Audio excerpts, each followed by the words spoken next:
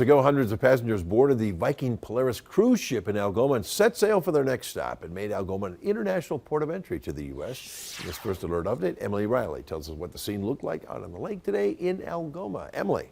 Bill, passengers from all over the country were beaming with excitement as they stepped off of the Viking this morning. The 375 passengers are halfway through a 15-day cruise exploring all 5 of the Great Lakes. The executive director of the Algoma Area Chamber of Commerce says the city is the only stop in Wisconsin.